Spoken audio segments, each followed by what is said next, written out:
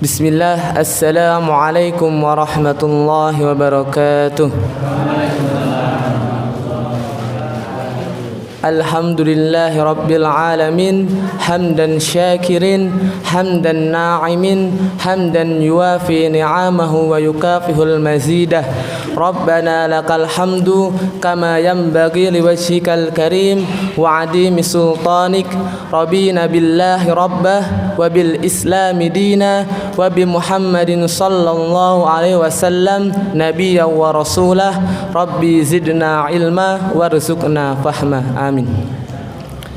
Saderengipun pripun kabare Bapak Ibu sedaya? Bapak-bapak sehat nggih? Alhamdulillah. Ibu-ibu sehat? Alhamdulillah nggih. Alhamdulillahirabbil alamin. Allah telah memberikan kepada kita kesempatan dan Allah telah memberikan kepada kita karunia, yang mana karunia Allah itu sungguh sangatlah besar. Salah satunya adalah kita diberikan oleh Allah sebuah kenikmatan, yaitu nikmat sehat. Dengan nikmat sehat kita bisa berjalan dari rumah hingga ke masjid ini dengan keadaan tenang. Coba jamaah yang ada di sini, ada yang ketika datang ke masjid dalam keadaan sakit? Ada? Semoga jika ada jamaah yang dari rumah ketika datang ke sini sakit, semoga segera diberikan kesembuhan oleh Allah. Allahumma amin. Mungkin yang dari rumah ketika datang ke masjid ada yang pikirannya mikir hutang. Ada? Bapak, Ibu? Ada nggih? Semoga ketika datang ke majelis ini Allah memberikan kepada kita kemudahan dan segera melunasi hutang-hutang kita. Allahumma amin. Coba sekali lagi, yang datang ke masjid tadi di hatinya ada rasa tidak enak atau rasa mungkin rasa emosi terhadap tetangganya, ada? Insya Allah boten eten nggih. Semoga walau jika pun ada, semoga pada hati kita diberikan ketenangan. Allahumma amin nggih. Pada kesempatan kali ini jamaah sekalian, tak lupa salawat bersertakan salam tetap tercurahkan kepada junjungan Nabi agung kita, Nabi besar kita, Nabi Muhammad sallallahu alaihi wasallam. Beliau adalah panutan terbaik bagi kita semua. Beliau diutus ke muka bumi ini untuk menyempurnakan akhlakul karimah. Innama bu'itsu liutammima makarimal akhlak. Sesungguhnya aku Nabi Muhammad sallallahu alaihi wasallam diutus ke muka bumi ini untuk menyempurnakan akhlak bagi manusia. Beliau adalah pemimpin para nabi. Makanya ketika nama beliau disebutkan, kita sebisa mungkin mengucapkan sallallahu alaihi wasallam.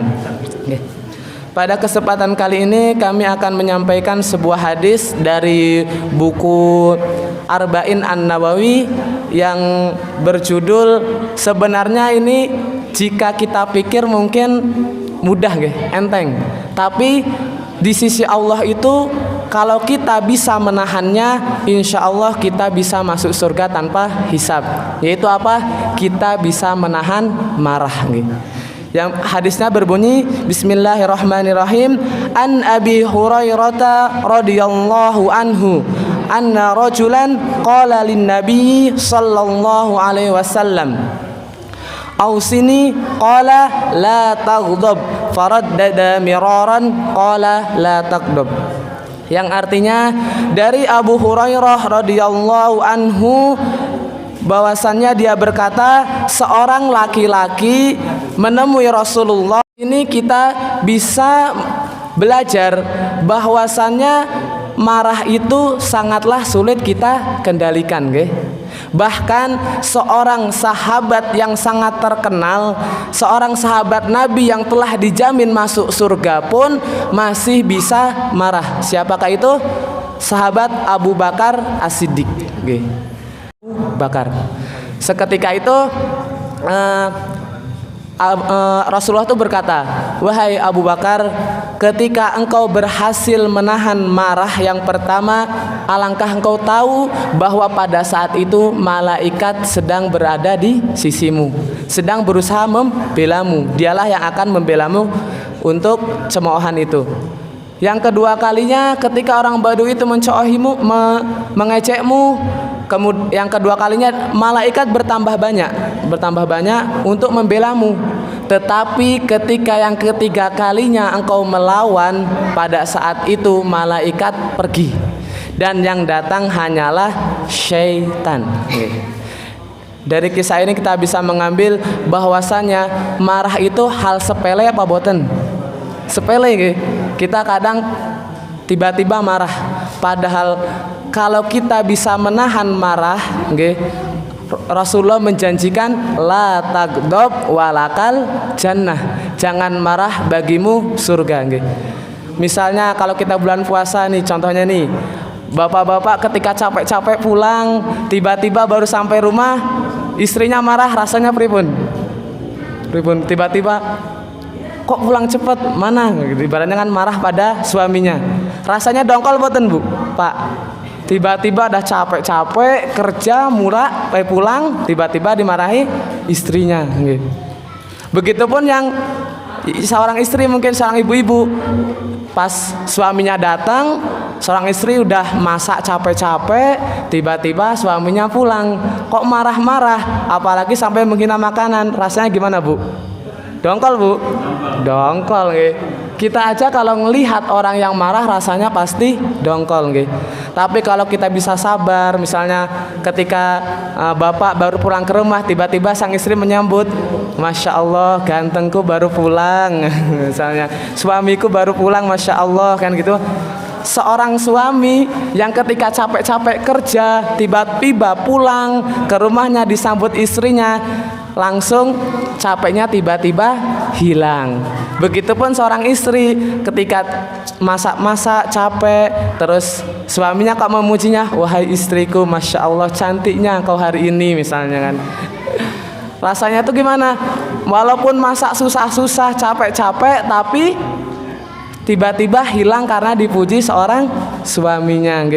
Jadi diusahakan di bulan Ramadan ini kita memaksimalkan mungkin, jangan sampai mudah marah, jangan sampai pahala capek-capek kita puasa lama-lama kok karena kita marah tiba-tiba hilanglah pahala puasa kita.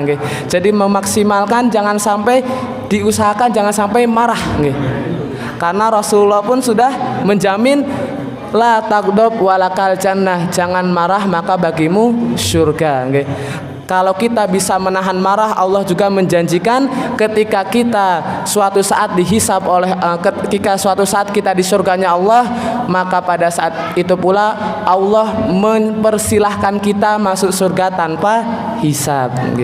Maka dari itu memang marah ini kita sering sekali luput, tapi kita diusahakan jangan sampai kemarahan, emosi kita tuh jangan sampai terluapkan.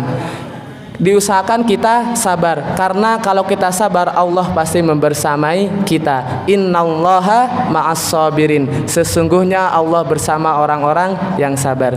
Mungkin cukup ini saja yang bisa kami sampaikan. Jika ada salahnya mohon maaf, dan jika ada benarnya itu datangnya dari Allah. Wassalamualaikum warahmatullahi wabarakatuh.